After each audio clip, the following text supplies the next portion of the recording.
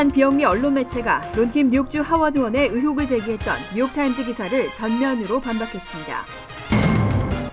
도널드 트럼프 공화당 대선 후보가 연일 불체제와 관련한 강경 발언을 쏟아내고 있습니다. 타겟과 메이시스 등 대형 소매업체들이 올해도 26일 추수감사절 저녁부터 영업을 시작한다고 밝혔습니다. 전문직 취업 비자의 상당 부분은 글로벌 외주업체가 잠식하고 있는 것으로 조사됐습니다.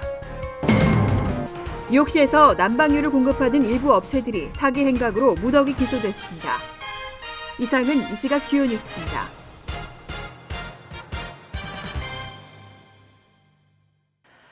여러분 안녕하십니까? KBN 뉴스입니다. 한 비영리 언론 매체가 론킴 뉴욕주 하원 의원의 의혹을 제기했던 뉴욕타임즈 기사를 전면으로 반박했습니다. 불충분하고 부정확한 근거를 바탕으로 작성된 왜곡된 기사라며 그런 기사를 내보낸 뉴욕타임즈의 처사에도 의문을 제기했습니다. 리즌닷컴의 짐 앱스타인 기자는 지난 8일자 뉴욕타임즈의 론킴 뉴욕주 하원 의원 관련 기사가 부정확한 근거를 바탕으로 작성된 왜곡된 기사라고 비판했습니다. 뉴욕타임즈의 니어 기자는 기사에서 앤드류 쿠오모 주지사가 네일업주들에 대한 임금 채권 의무화를 추진할 때 이를 찬성하는 입장이었다가 네일업주들의 정치기금 모금을 받으면서 입장을 바꿨다고 주장했습니다. 하지만 앱스타인 기자는 김 의원의 동료 의원들과의 인터뷰를 들어 김 의원은 처음부터 임금 채권 의무화 규제에 반대하는 입장이었다고 전했습니다. 실제로 관련 법안의 공동 발의자였던 댄 퀴트 하원 의원은 인터뷰에서 김 의원이 처음부터 임금 채권 의무화에 반대했다고 밝혔습니다. 또 공식 문서로 남은 초안에는 김 의원이 행정명령을 약화시키기 위해 일부 문구를 삭제하거나 추가할 것을 제안한 기록이 남아있는 것으로 알려졌습니다. 또한 니어 기자가 제기한 정치자금 6만 달러는 오랜 후원자들의 모금 액수를 포함한 것이라는 김 의원의 반박 입장을 전했습니다. 도널드 트럼프 공화당 대선 후보가 연일 불체자와 관련한 강경 발언을 쏟아내고 있습니다. 다른 공화당 후보들 사이에서도 논란이 되면서 이민 문제는 다시 공화당 경선의 쟁점으로 부상했습니다. 공화당 대선 후보인 도널드 트럼프는 11일 MSNBC 방송에 출연해 수백만 명의 불법 이민자를 어떻게 미국에서 추방할 것이냐는 질문에 불법 이민자 추방군을 만들겠다고 대답했습니다. 트럼프는 불법 이민자들은 자신들이 애초 있었던 곳으로 돌아가야 한다며 다만 불법 이민자 가운데는 일부 훌륭한 사람들도 있는 만큼 이들을 인도적으로 다룰 것이라고 덧붙였습니다. 트럼프는 앞서 10일 열린 공화당 경선 후보 4차 TV 토론에서는 미국은 법치 국가로서 국경이 필요하다며 국경에 대형 장벽을 설치하면 효과가 있을 것이라고 언급하기도 했습니다. 불법 이민자와 관련해 트럼프의 강경 발언이 이틀 연속 이어지면서 공화당 대선 후보들 사이에서도 논란이 일었습니다. 제프시 전 플로리다 주지사는 민주당 힐러리 클린턴 진영이 쌍수를 들어 환영할 비합리적인 발언이라며 비판했습니다.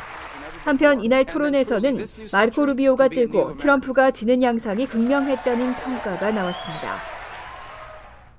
미국에서는 한 해 중 쇼핑을 가장 많이 하는 시즌입니다. 블랙 프라이데이가 얼마 남지 않았는데요.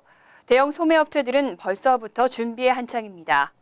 올해도 26일 추수감사절 저녁부터 영업을 시작한다고 밝혔습니다.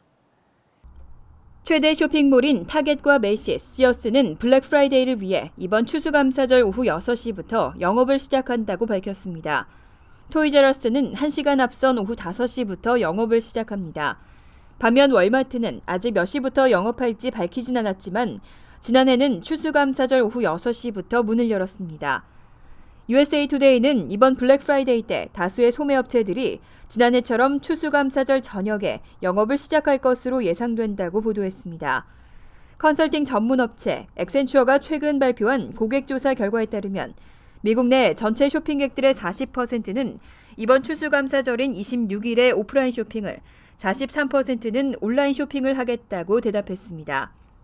또 글로벌 컨설팅 회사 딜로이트가 발표한 보고서에 따르면 최대 규모의 온라인 및 모바일 쇼핑 업체들은 쇼핑객들의 하루 쇼핑 압박감을 덜어주기 위해서 블랙 프라이데이 전후인 오는 22일부터 12월 1일까지 10일간 할인된 가격을 제공할 계획이라고 밝혔습니다. H-1B 비자는 미국 기업에 해외 전문 인력을 공급하기 위해서 마련된 비자입니다. 그런데 실제로는 글로벌 외주 업체가 잠식하고 있는 것으로 조사됐습니다. 소규모 기업이나 신생기업들이 H-1B로 해외 인력을 유치하기는 매우 어려운 실정입니다. 뉴욕타임즈는 11일 연간 8만 5천 개로 제한된 H-1B 비자 가운데 20개 대기업이 지난해 40%에 달하는 3만 2천여 개를 받았고 이들 기업 가운데 13개는 외주 업체였다고 보도했습니다. 뉴욕타임즈는 제한된 비자 쿼터보다 신청이 많은 경우 추첨대로 운영되는 현행 비자 발급 시스템 때문에 외주 업체들이 H-1B 비자를 독식할 수 있다고 지적했습니다. 한 기업에서 많은 신청 건수를 한꺼번에 접수시키고 당첨 확률을 높인다는 분석입니다. 특히 주요 외주 업체들은 비자 접수 기간이 시작되는 4월 1일부터 수십만 개의 H-1B 신청서를 접수해 불과 일주일 뒤부터는 접수조차 어려운 것으로 나타났습니다. 전문가들은 이런 외주 업체들이 미국 기업들의 H-1B 비자 취득 기회를 막고 결과적으로는 미국의 일자리를 해외로 밀어내는 효과를 초래하고 있다고 지적했습니다. 소규모 기업이나 신생 벤처기업들이 H-1B 비자로 외국의 전문 인력을 유치하기는 매우 어려운 실정입니다. 이에 따라 의회는 현행 H-1B 비자 발급 규정의 개정을 추진하고 있습니다. 뉴욕시에 있는 공립고등학교 졸업생들의 대학 진학률이 소폭 상승했습니다. 뉴욕시 교육당국이 신설한 진학상담 프로그램이 효과를 거두고 있다는 분석입니다. 뉴욕시 교육국 자료에 따르면 지난 2014년 뉴욕시에 있는 공립고등학교를 졸업하고 그해 대학에 입학한 학생 비율은 53%로 집계됐습니다. 2013년에 51%와 비교하면 2% 늘었습니다. 전문가들은 2014년 고등학교 졸업생들의 대학 진학률이 올라간 중요한 이유로 새로운 대학 상담 시스템을 꼽고 있습니다. 시 교육국은 카르멘 파리냐 교육감이 취임한 이후 스쿨 퀄리티 가이드라는 상담 프로그램을 신설하고 학생들의 대학 진학에 대한 심도 깊은 상담을 제공하고 있습니다. 또 이와 함께 새로 만들어진 성적표도 대학 진학을 늘린 요인으로 꼽히고 있습니다. 교육국은 수년 전부터 성적표에 시험 성적은 물론 출석률과 대학 진학률, 해당 학교에 개설된 과외활동 리스트, AP 과목 수강 정보 등 다양한 내용을 포함시키고 학생과 학부모들의 대학 진학 준비를 돕고 있습니다. 학부모들은 이런 교육국의 심층적인 진학 상담과 다양한 정보 제공이 자녀들의 대학 진학에 큰 도움이 되고 있다고 밝혔습니다. 뉴욕시에서 난방유를 공급하는 일부 업체들이 사기 행각으로 무더기 기소됐습니다. 무려 9개 업체에 달하는데요. 정부를 비롯해 일반 시민과 기업체를 상대로 공급량을 속이고 부당이득을 챙겨왔습니다. 맨하튼 검찰은 10일 주택과 상용, 정부 건물 등에 난방유를 공급해온 오일업체와 운송업체 등 9곳과 업주와 트럭 운전기사 등 44명을 기업부패, 중절도, 사기, 작물 소지, 사업기록 위조 등의 혐의로 기소했습니다. 검찰에 따르면 이들은 운송트럭에 설치된 펌프 장비 등을 변조해 실제 주문량보다 적게 급유하고도 서류상에는 주문량만큼 공급한 것으로 기록했습니다. 또 이 서류를 근거로 소비자들로부터 실제 공급량보다 많은 요금을 부당하게 받아왔습니다. 이들은 지난 2006년 9월부터 올해 10월까지 이러한 방법으로 일반 시민과 기업체, 정부기관 등을 상대로 사기 행각을 벌인 혐의를 받고 있습니다. 기름 운송 트럭의 펌프 등 장비를 변조해 기름 대신 공기를 주입하도록 하고 기록은 전부 기름이 들어간 것처럼 조작하는 수법입니다. 검찰은 또 형사처벌과는 별도로 재정적 배상을 위해 이들 업체를 상대로 7건의 민사소송을 제기했습니다. 배상금은 그동안 업체로부터 피해를 입은 피해자들에게 돌려준다는 방침입니다. 요즘 밀레니얼 세대는 대형은행 대신 중소형 규모의 로컬은행을 이용하는 추세가 늘고 있습니다. 실속을 따지는 밀레니얼 세대들은 저렴한 수수료의 로컬은행을 찾는 비율이 다른 연령대보다 2배 가까이 높았습니다. 컨설팅 회사 엑센추어가 발표한 보고서에 따르면 올해 대형 은행들은 밀레니얼 세대 고객 가운데 16%를 놓쳤습니다. 반면 로컬 은행의 밀레니얼 세대 고객은 지난해와 비교해 5% 늘었습니다. 크레딧 유니온을 이용하는 밀레니얼 세대도 3% 증가했습니다. 또 보고서는 지난 1월 말부터 밀레니얼 세대가 대형 은행에서 로컬 은행으로 변경하는 비율이 다른 연령대의 2배 가까이 높다고 밝혔습니다.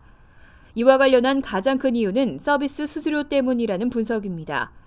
재정 전문 온라인 미디어 머니레이츠닷컴이 전국 은행들의 월 평균 계좌 유지 수수료를 조사해 발표한 것에 따르면 소형은행과 중형은행은 평균 11달러 51센트로 조사됐습니다. 대형은행은 15달러 15센트로 1년 평균 181달러 80센트가량이 더 비쌌습니다. 이에 따라 최근 대형은행들은 대응책 마련에 나섰습니다. 특히 뱅크 오브 아메리카는 최근 밀레니얼 세대를 위한 새로운 전략의 일환으로 월 4달러 95센트에 초과 인출 수수료 등을 커버할 수 있도록 한 세이프 밸런스 계좌 패키지를 도입했습니다. 2020년까지는 기름값 걱정이 없을 것이라는 전망이 나왔습니다. 공급량은 많은데 갈수록 수요는 줄어들면서 2020년 후반에야 배럴당 80달러 수준으로 회복될 것이라는 분석입니다. 국제에너지기구는 2015년 14개 에너지 전망 보고서에서 국제유가의 현재 저유가 기조가 2020년까지 지속될 것으로 전망했습니다. 보고서는 앞으로 5년간 풍부한 원유 공급과 선진국의 수요 감소가 맞물려 국제유가는 2020년 후반에야 배럴당 80달러 수준으로 회복될 것이라고 밝혔습니다. 현재 국제유가는 지난해 중반 수준의 절반가량인 배럴당 50달러 밑에 머물고 있습니다. 10일 뉴욕 상업거래소에서 12월 인도분 서부 텍사스산 원유는 배럴당 44달러 21센트로 거래됐습니다. 보고서는 앞으로 2020년까지 석유의 수요는 현재 하루 평균 9,450만 배럴에서 90만 배럴가량이 늘어나는 데 그칠 것이라고 분석했습니다. 2040년에도 20년간 불과 5%가량 증가한 하루 평균 1억 350만 배럴 수준에 머물 것으로 예상하고 있습니다. 한편 과거 원유 수요 증가를 주도한 중국과 개발도상국의 성장 둔화도 저유가 원인으로 꼽히고 있습니다.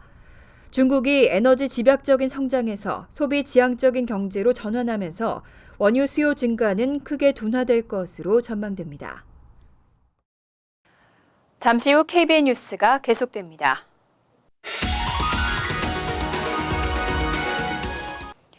이어서 LA 지역 한인사회 소식입니다. 베테랑스데이였던 어제 글렌데일 위안부 소녀상 앞에서는 한국에서 온 태권단원들의 시범 무대가 펼쳐졌습니다. 단순한 공연을 넘어서 위안부의 넋을 기리고 역사를 되새기는 뜻깊은 시간이었습니다. 김지은 기자가 다녀왔습니다. 한국에서 건너온 테어로즈 태권도 영웅단. 7살 어린이부터 17살 청소년까지 74명의 태권도 꿈나무들이 글렌데일을 찾았습니다. 올해 1회째를 맞는 위안부 소녀상 기린비 앞 태권도 시범 행사를 위해서입니다. 그리고 이번 시범을 통해서 크진 않겠지만 그래도 마음에 좀 더 위로를 받을 수 있고 우리 대한민국이 좀 더 강해질 수 있는 마음을 가질 수 있는 계기가 되었으면 좋겠다는 생각을 합니다. 글렌데일을 방문한 학생들은 태권도 시범을 보이기 전 소녀상의 차례로 헌화하며 지나간 역사의 의미를 되새겼습니다. 우리가 지난 날 동안 나라가 힘이 없어서 당했던 고통을 지금 저희가 나라가 강해지고 그랬기 때문에 강해졌다는 것을 알리려고 왔습니다. 묵념이 이어지고 주최 측인 LA 북부 한인회와 글렌데일 자매도시위원회의 환영사도 이어졌습니다. 글렌데일을 방문한 또래이 태권도 시범에 화답하듯 청소년 봉사단체 화랑의 청소년들이 풍물놀이를 선보이며 행사 분위기는 무르익었습니다. 테어로즈 태권도 영웅단의 우렁찬 기합 소리와 함께 연이은 송판 격파가 시작됐고 단원들은 절도 있는 동작을 선보이며 태권도의 위상을 알리는데 한 몫을 톡톡히 했습니다. 고난이도의 격파 시범을 위해 최선을 다하는 모습에 관중들의 환호가 절로 나옵니다. 오늘 행사의 사회를 맡은 이창혁 글렌데일시 커미셔너는 이번 행사가 단순히 한국 문화를 알리는 걸 넘어 위안부를 둘러싼 왜곡된 역사 문제, 나아가 세계의 인권 문제를 바로잡을 수 있는데 일조할 수 있기를 바란다고 설명했습니다. 저희가 위안부의 날을 통해서 이렇게 문화를 알리듯 태권도도 문화의 한 부분으로서 또 이렇게 와서 알리면서 이 소녀상의 의미와 또 앞으로의 이 휴먼 라이츠 이슈에 대한 이것을 다시 또 이렇게 짚어보는 이런 계기가 되는 것 같습니다.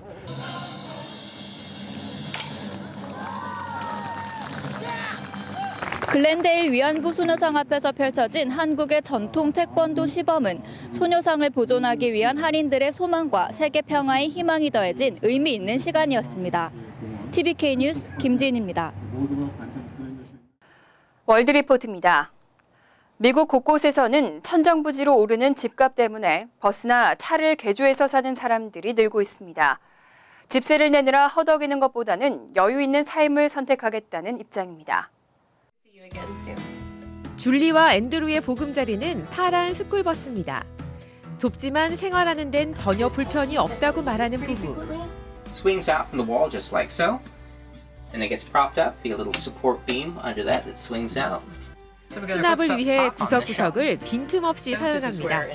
Also, it doubles as a storage unit. So, the lid flips up just like so, and inside we'll store all of our games, some documents, some knitting materials. Very important.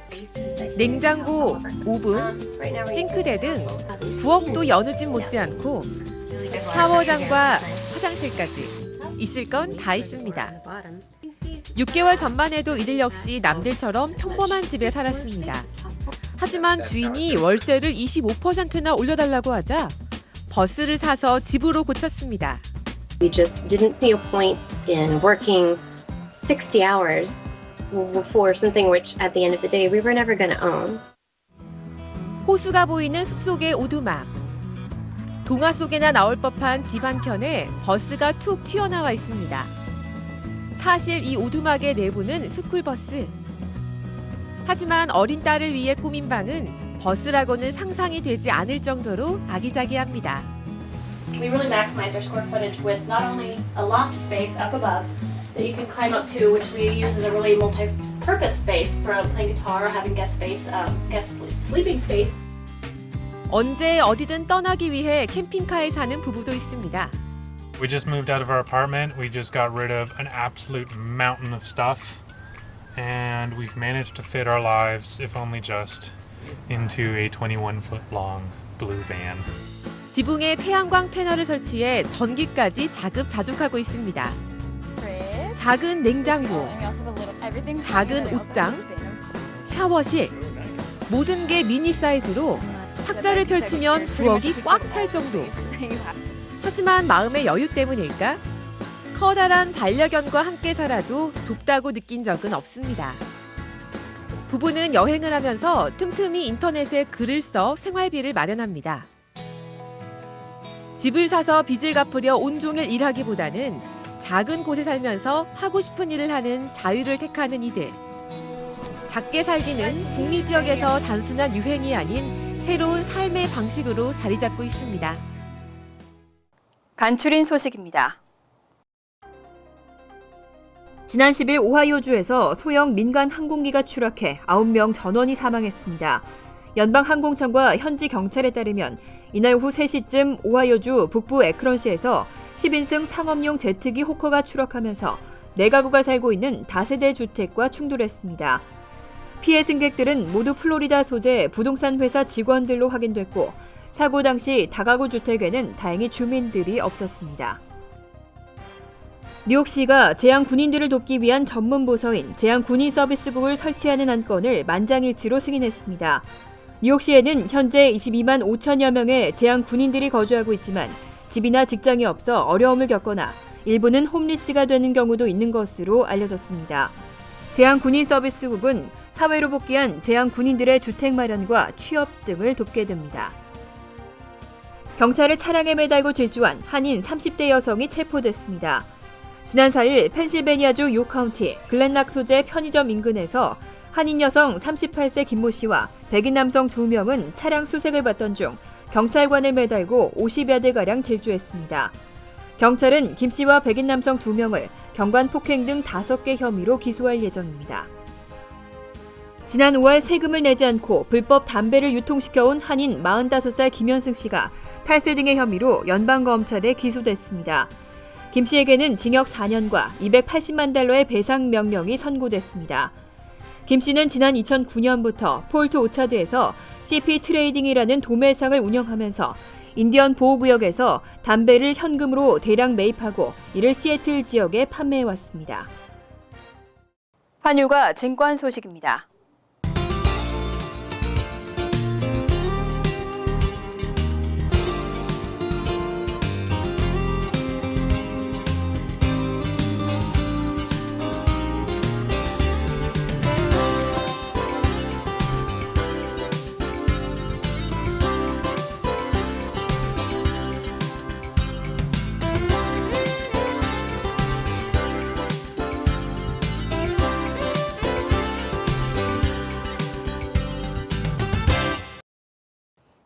이어서 날씨입니다.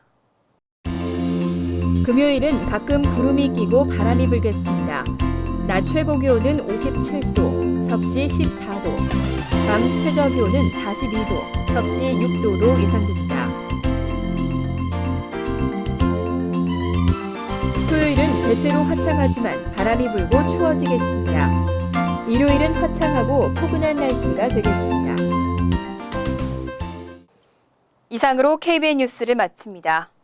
KBN과 함께 즐거운 저녁 되시기 바랍니다.